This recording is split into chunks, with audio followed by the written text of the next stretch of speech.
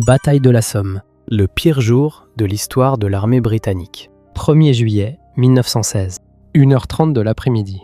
Le long d'un front de 30 km, des dizaines de milliers de soldats sortent de leurs tranchées. Ils marchent, ils ne courent pas. On leur a dit que tout serait déjà détruit en face. On leur a promis une promenade. En quelques heures, près de 60 000 d'entre eux tombent. Près de 20 000 ne se relèveront jamais. C'est le jour le plus sanglant de toute l'histoire de l'armée britannique. Imaginez une ville moyenne, une sous-préfecture tranquille, sa population entière effacée en une seule journée. Voilà ce que fut ce premier jour sur la Somme. Et pourtant, on répète souvent la même histoire. Des généraux stupides, des soldats envoyés à la boucherie sans raison. Une pure folie. C'est en partie vrai, mais c'est incomplet, car ce massacre n'était pas un accident. C'était le résultat d'un calcul. Un mauvais calcul, mais un calcul. Et il y a un détail que presque personne ne raconte. Pendant que les Britanniques mouraient par milliers au nord, les Français, eux, avançaient au sud.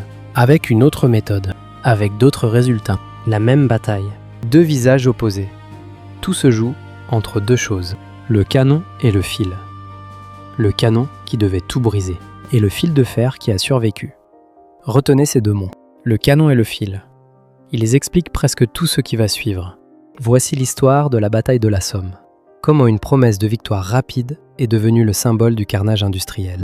Et pourquoi 1916 reste, pour la France, une année maudite. Pour comprendre la Somme, il faut d'abord comprendre l'impasse. Nous sommes à l'été 1914. La guerre vient d'éclater. Tout le monde la croit courte. On parle de rentrée pour Noël. Les armées avancent vite. Puis tout se bloque. À l'automne 1914, le front se fige. De la mer du Nord jusqu'à la Suisse, deux lignes de tranchées se font face. Entre elles, une bande de terre nue.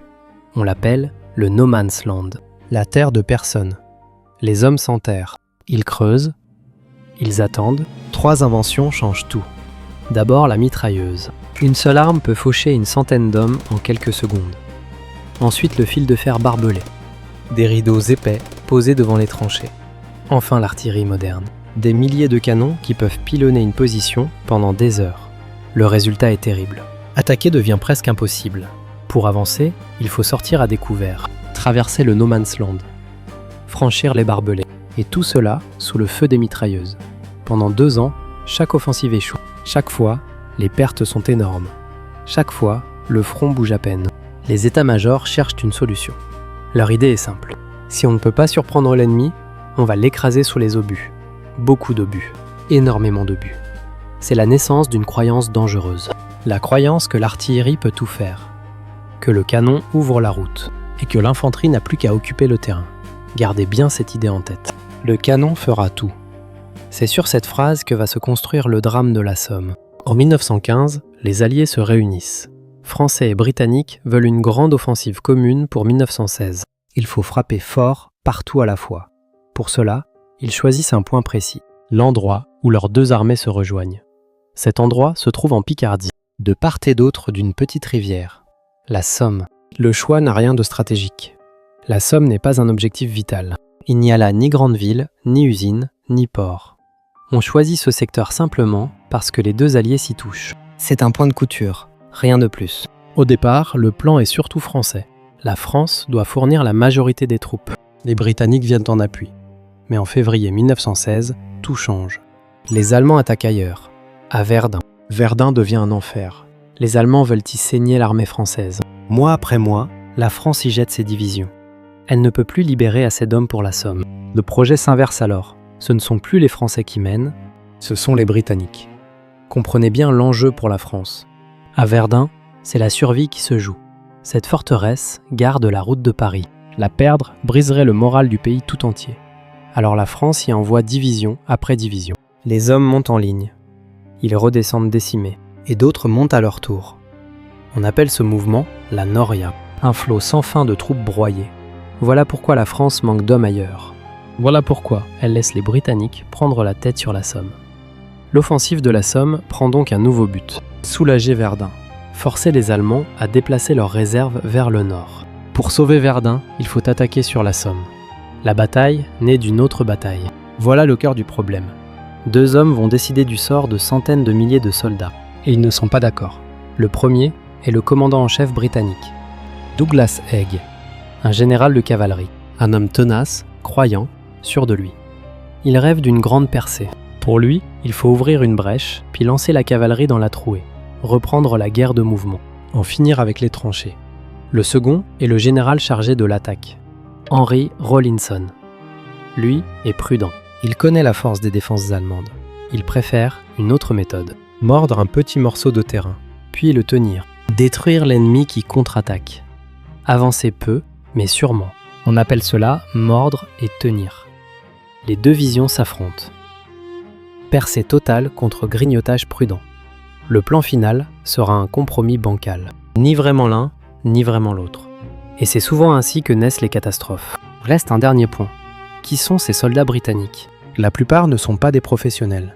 Ce sont des volontaires. En 1914, l'appel de Lord Kitchener a soulevé une vague d'enthousiasme. Des centaines de milliers de jeunes gens se sont engagés. Beaucoup l'ont fait ensemble, entre amis, entre voisins. On les a regroupés dans des bataillons de copains. Les habitants d'une même rue, d'une même usine, d'une même équipe de football servaient côte à côte. L'idée semblait belle. Combattre avec ses amis.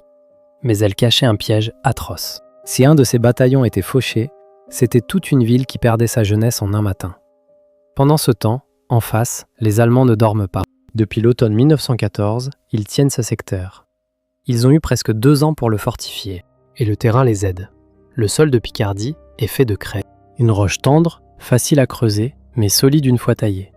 Les Allemands y bâtissent de véritables forteresses souterraines, des abris profonds, des galeries reliées entre elles, des positions sur plusieurs lignes successives. Si la première tombe, la deuxième attend derrière, puis la troisième. Les Britanniques, eux, ignorent en grande partie cette profondeur. Ils croient affronter une seule ligne. Ils en affronteront plusieurs. Résumons. Le canon devait tout faire. Le plan était un compromis. Et l'armée était faite de volontaires pleins d'espoir face à un ennemi enterré et préparé. Maintenant, voyons ce qui se passe quand cette belle mécanique rencontre la réalité. L'offensive se prépare depuis des mois. Des routes nouvelles sont tracées. Des voies ferrées sont posées. Des millions d'obus sont entassés. Des réservoirs d'eau, des hôpitaux de campagne, des kilomètres de câbles. Jamais l'armée britannique n'avait rassemblé une telle masse de matériel. Tout est prêt pour la grande percée. Tout sauf l'essentiel. Personne n'a vraiment vérifié si le fil de fer serait coupé. Tout commence par le bruit. Un bruit énorme. Le 24 juin 1916, l'artillerie alliée ouvre le feu. Et elle ne s'arrête plus. Pendant 7 jours et 7 nuits, les canons pilonnent les lignes allemandes. On tire près d'1,5 million d'obus. Le sol tremble. On entend le grondement à des dizaines de kilomètres. De l'autre côté de la Manche, en Angleterre, certains croient percevoir un orage lointain. Pour les soldats britanniques, ce vacarme est rassurant. On leur explique que rien ne survivra à un tel déluge. On leur dit que les barbelés seront coupés, que les tranchées ennemies seront écrasées, qu'ils traverseront sans peine. Le canon fera tout. La promesse semble tenue. Mais sous la terre, la réalité est différente. Depuis 2 ans, les Allemands ont creusé profondément, très profondément. Leurs abris descendent à plus de 10 mètres sous le sol. Des galeries solides, parfois éclairées, parfois meublées. Pendant le bombardement, les soldats allemands s'y terrent. Ils souffrent, ils ont faim et soif. Mais ils survivent. Et le déluge d'obus a 2 failles graves. D'abord, beaucoup d'obus sont de petit calibre, trop légers pour percer les abris profonds. Ensuite, un grand nombre n'explosent pas. Des défauts de fabrication. On estime qu'un obus sur 4, parfois plus, reste planté dans la boue sans éclater. Surtout, le bombardement échoue sur un point décisif, le fil de fer. Pour couper les barbelés, il faudrait des obus précis qui éclatent au ras du sol. Or, les tirs sont souvent mal réglés. Par endroits, le fil est déchiré. Mais ailleurs, il reste intact. Pire encore, les explosions soulèvent les barbelés, les emmêlent, et forment des nœuds encore plus denses. Des patrouilles partent vérifier de nuit. Plusieurs reviennent avec un avertissement clair. Le fil n'est pas coupé partout. L'ennemi tire encore. Mais l'avertissement se perd. L'état-major préfère croire à sa propre promesse. Le canon a tout fait, pense-t-on en haut. La machine est lancée. Plus rien ne l'arrête. Il faut ici noter une différence essentielle. Au sud, les Français ont beaucoup plus de canons lourds. Leur expérience de Verdun leur a tout appris. Ils savent régler leurs tirs. Ils savent viser les bons points. Leur préparation est plus discrète, mais plus précise. Au nord, les Britanniques ont surtout des pièces légères, et une armée de volontaires encore jeunes dans le métier. La même promesse donc, mais pas les mêmes moyens. Cette différence va peser lourd dès la première heure. Voici donc le matin du 1er juillet 1916. Le grand jour. Le premier des 5 actes de ce drame. Première phase. Le décor est posé. Sur 30 km, des divisions britanniques attendent dans les tranchées. Au sud, sur un secteur plus court, l'armée française se tient prête elle aussi. Le temps est clair. L'été commence. Les officiers regardent leur montre. Deuxième phase, la décision. L'ordre vient d'en haut. Puisque tout est détruit en face, inutile de courir. Les soldats avanceront en longue vague, au pas, en ligne, chargés de tout leur équipement. Chaque homme porte près de 30 kilos sur le dos. Des outils, des munitions, des vivres. C'est le poids d'un enfant que l'on porterait toute une journée. On veut que la première vague soit prête à tout reconstruire dans les tranchées conquises. On part donc lourd. On part lent. Troisième phase, l'assaut. À 7h28, une mine énorme explose. Elle est placée sous une position allemande, sur une butte nommée Beaumont-Hamel. Une montagne de terre s'élève dans le ciel. C'est censé être un coup de grâce. C'est surtout un signal. Les Allemands comprennent. L'attaque arrive. Ils ont quelques minutes. Cela suffit. Partout, à 7h30, les sifflets retentissent. Les hommes grimpent les échelles. Ils sortent à découvert. Et là, le cauchemar commence. Des profondeurs de leurs abris, les mitrailleurs allemands remontent en courant. Ils installent leurs armes. Ils visent les longues files d'hommes qui marchent vers eux. Imaginez la scène. Le soleil du matin, des rangées de soldats qui avancent au pas, calmement, dans un champ ouvert. Et soudain, le crépitement. Des dizaines de mitrailleuses qui balaient le terrain de côté. Les hommes tombent par rangées entières. Certains n'ont pas fait 10 pas hors de leur tranchée. Le fil de fer intact arrête les survivants. Ils s'y accrochent. Ils deviennent des cibles immobiles. Quatrième phase, le retournement tragique. Ce n'est pas le courage qui manque.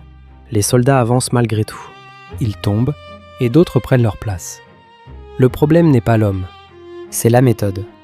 Marcher en ligne contre des mitrailleuses, voilà l'erreur. Et si les obus avaient vraiment coupé le fil? Et si l'on avait couru en petits groupes dispersés? Tout aurait peut-être été différent. Mais ce matin-là, la promesse du canon s'effondre dans le sang. Cinquième phase, le bilan du premier jour. Quand le soleil se couche, le constat est effroyable. Près de 60 000 soldats britanniques sont hors de combat. Près de 20 000 sont morts, pour quelques centaines de mètres gagnés par endroits. Et rien du tout ailleurs. Jamais l'armée britannique n'avait connu une telle journée. Jamais elle n'en connaîtra de pire. Sixième phase, la leçon cachée. Car au sud, sur le secteur français, l'histoire est autre. Les Français ont plus de canons lourds. Ils tirent plus juste. Leurs soldats n'avancent pas en ligne raide. Ils progressent par petits bonds. Ils utilisent le terrain. Et ils gagnent du terrain à moindre coût. La preuve est faite. Le carnage du Nord n'était pas une fatalité. C'était une question de méthode. Regardons de plus près ce secteur sud. Les Français y attaquent un peu plus tard dans la matinée. Ils avancent par vagues courtes. Ils profitent de la fumée et du relief. Surtout, leurs canons lourds ont vraiment écrasé les défenses ennemies. Les barbelés sont coupés. Les premières lignes allemandes sont submergées. En quelques heures, les Français atteignent des objectifs que personne n'espérait. Certaines unités vont presque trop vite. Elles doivent s'arrêter pour ne pas se retrouver seules en avant. Le contraste avec le Nord est saisissant. Le même jour, la même guerre, et pourtant 2 mondes. Septième phase, le pont vers la suite. Pourtant, le commandement britannique ne renonce pas. Au contraire, Haig décide de poursuivre. Puisque la percée a échoué, la bataille va se transformer. Elle devient une Nantes guerre d'usure. Des mois de boue, de sang et de petits villages disputés. Et c'est maintenant que la Somme va vraiment commencer. Élargissons un instant le regard. Pourquoi continuer après un tel désastre? La réponse tient en un mot. Verdun. Au sud-est, l'armée française agonise toujours dans son enfer. Tant que la Somme attaque, les Allemands ne peuvent pas tout envoyer sur Verdun. Arrêter la Somme, ce serait condamner Verdun. Alors la machine continue de tourner. Été, automne et bientôt hiver. Revenons donc sur le champ de bataille. L'offensive change de nature. Fini les grands assauts en plein jour. Place au combat acharné pour quelques arbres, quelques fermes, quelques crêtes. Des noms inconnus deviennent des tombes. Le bois d'Elleville, le bois des Hautes-Terres, et surtout un petit village sur une hauteur. Pozières. Pozières devient un symbole. Le village est pilonné jusqu'à disparaître. Bientôt, il ne reste plus une maison debout. Plus un mur. Juste un champ labouré par les obus. Ce sont surtout des soldats australiens qui s'y battent. Ils prennent la position. Mais le prix est terrible. On en dira plus tard une chose terrible. Nulle part ailleurs, dans toute la guerre, la terre ne fut aussi densément couverte de morts. D'autres noms s'ajoutent à la liste. Le bois d'Elleville devient un piège mortel. Des troupes venues d'Afrique du Sud y entrent presque au complet. Très peu en ressortent. Le bois change de main sans cesse. Les arbres sont déchiquetés par les obus. Bientôt, il ne reste que des moignons noirs. Plus loin se dresse une autre forteresse, le village de Thiepval, sur sa crête. Les Britanniques avaient espéré le prendre dès le premier jour. Ils ne s'en empareront qu'à la fin septembre. Près de 3 mois pour quelques centaines de mètres de hauteur. Une nouvelle règle s'installe. Dès qu'un camp prend une tranchée, l'autre contre-attaque aussitôt. Les Allemands ont un principe strict.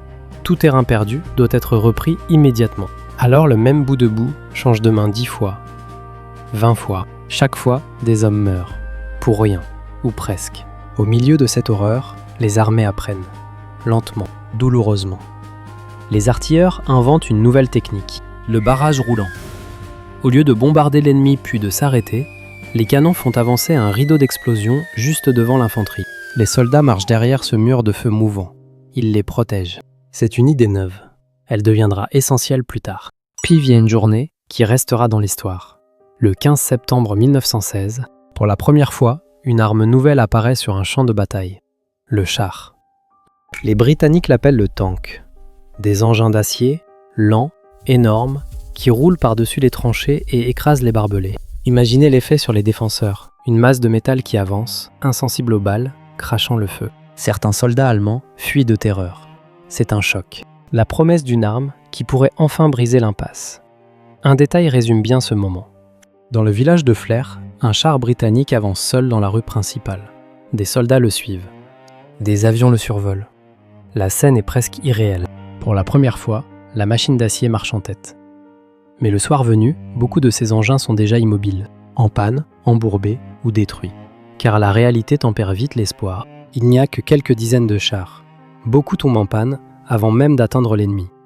D'autres s'enlisent dans la boue. Les premiers modèles sont fragiles, aveugles, étouffants pour leurs équipages. Et là encore, un débat naît. Fallait-il les utiliser si tôt, en si petit nombre? N'aurait-il pas mieux valu attendre, d'en avoir des centaines, et frapper d'un seul coup?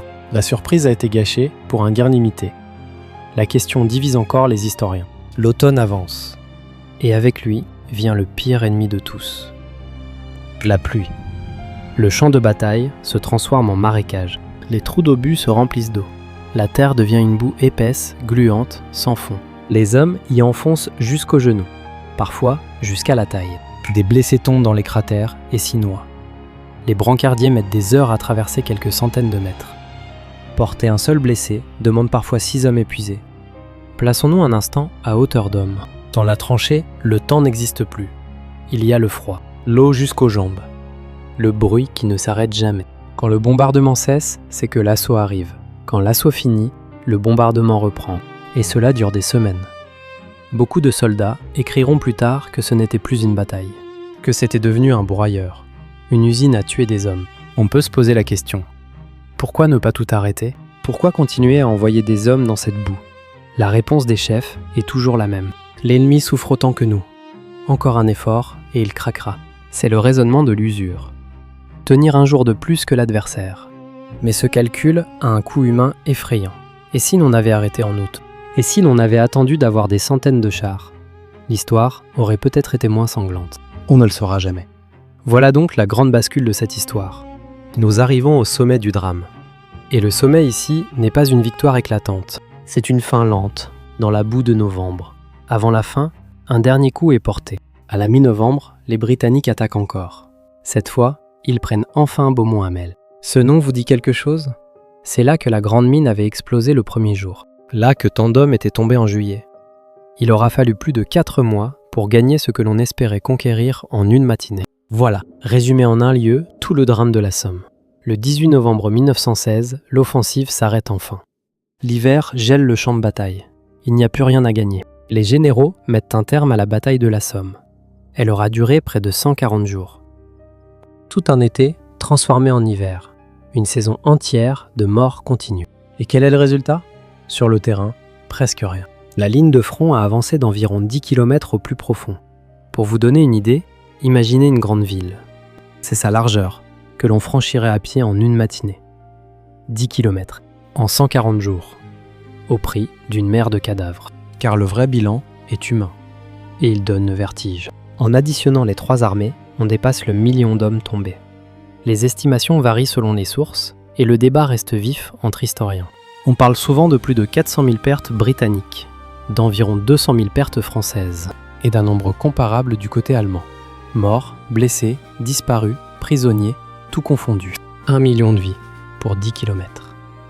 Mais regardons aussi l'autre versant, car la Somme n'a pas été inutile pour tout le monde. Les Allemands en sortent eux aussi épuisés. Un de leurs officiers appellera cette bataille le tombeau de l'armée allemande de campagne. Leurs meilleures troupes, formées avant la guerre, ont été usées ici, et la pression sur Verdun s'est relâchée. De ce point de vue froid, l'objectif a été en partie atteint. Plus encore, les Allemands tirent une conclusion stratégique. Leurs lignes ont failli céder. Ils décident donc de reculer. Au début de 1917, ils se replient sur une nouvelle ligne de défense construite en arrière. Une position bétonnée, profonde, redoutable. On l'appellera la ligne Hindenburg. Ce recul est un aveu.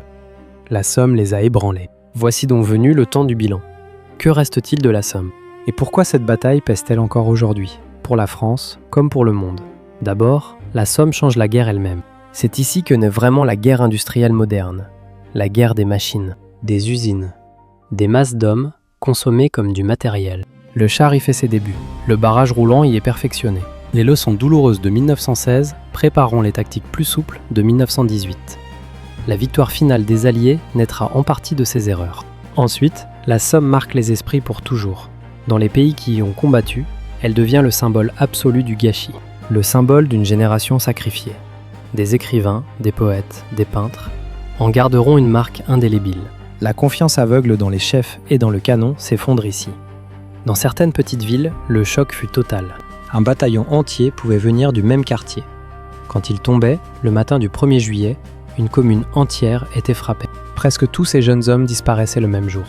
Des rues entières en deuil, des usines sans ouvriers, des équipes sportives effacées. La Somme n'a pas seulement tué des soldats, elle a vidé des villages de toute une classe d'âge. Pour la France, enfin, 1916 reste une année à part.